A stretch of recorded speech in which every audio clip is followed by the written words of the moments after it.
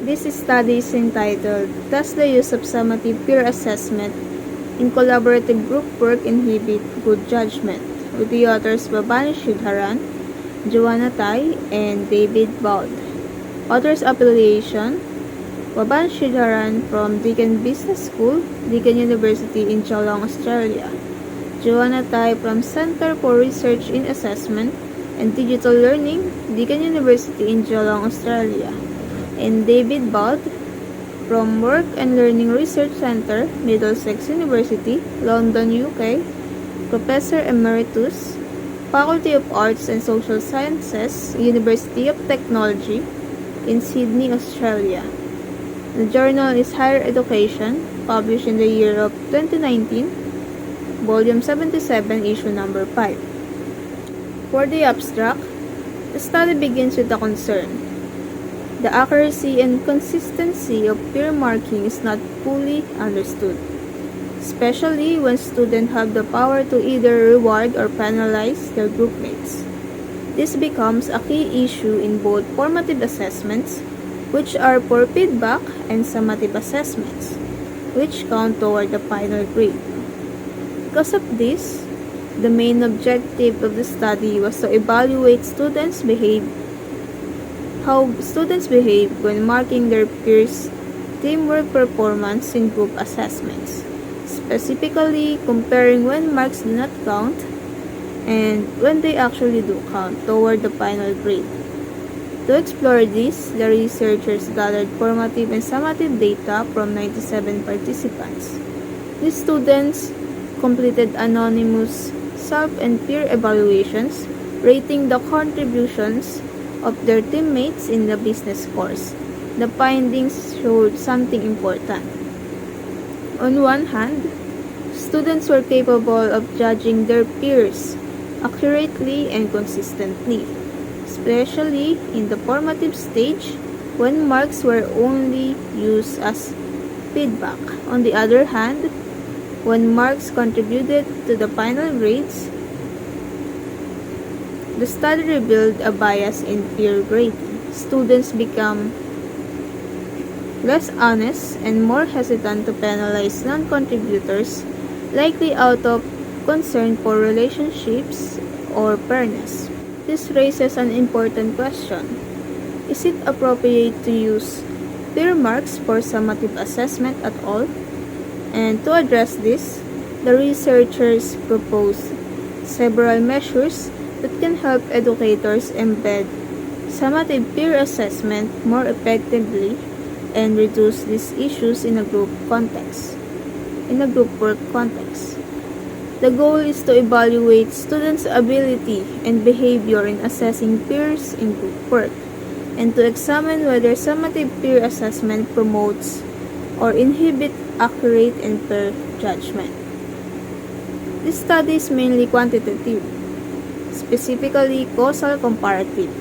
The researchers compared peer assessments in two conditions: formative, where marks did not count, and summative, where marks affected final grades.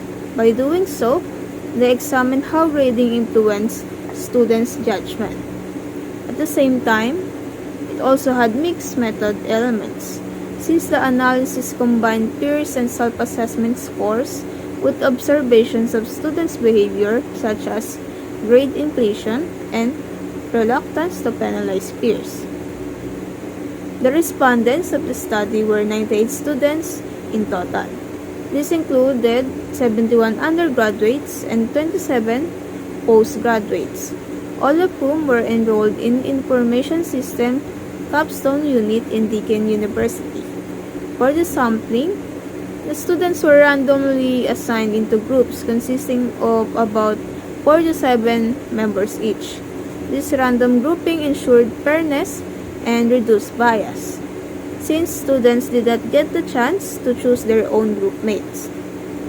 For the data collection, the researchers used anonymous self and peer evaluations through a system called Spark Plus.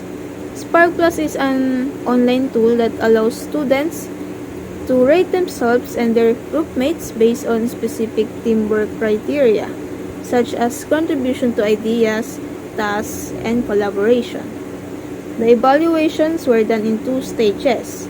The formative stage, which happened midway through the project and served only as a feedback, and the summative stage, which was conducted at the end of the project and was used to adjust the students' final grades. For data analysis, the researchers started with descriptive statistics, which simply means they summarize the scores to see the general patterns. Then they use something called a two-way ANOVA. It's like comparing exam scores across different groups of students at the same time. It checks if there's a real difference in scores depending on two factors. In this case, how much students actually contributed and how they thought they contributed. After that, they applied a two-key post-hoc test, which is like a follow-up check. If ANOVA shows that groups are different, a two-key test tells us exactly which groups are different.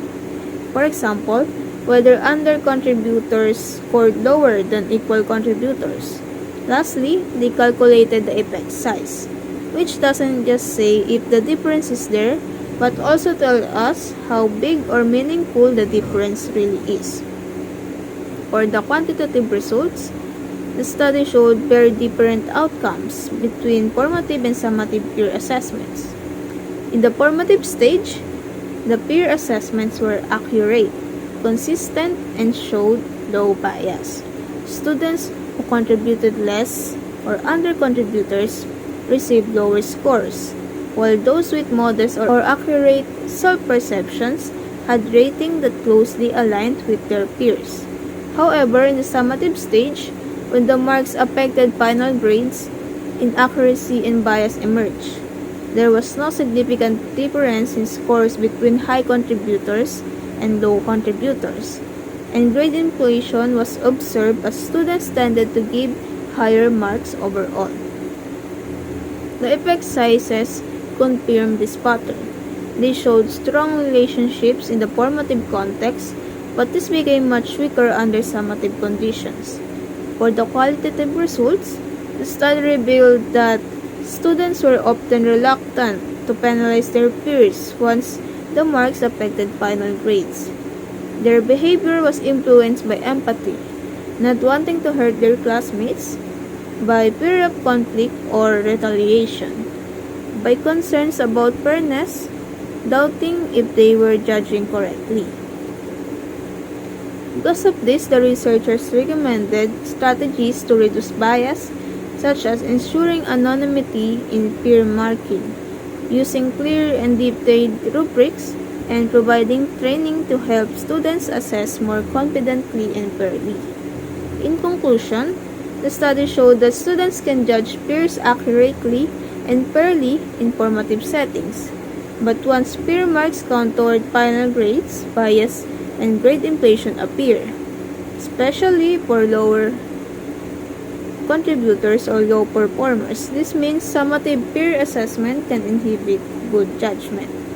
The study contributes by offering a new way to explore peer assessment accuracy, comparing formative and summative behaviors, and highlighting the role of actual versus self-perceived contributions.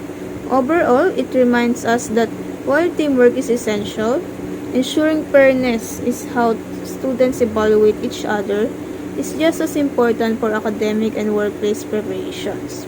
So, to directly answer the question in the title, yes, summative peer assessment can inhibit good judgment, while formative peer assessment allows students to be fair, accurate, and honest. And to end this with a quote, when grades are at stake, honesty is at risk.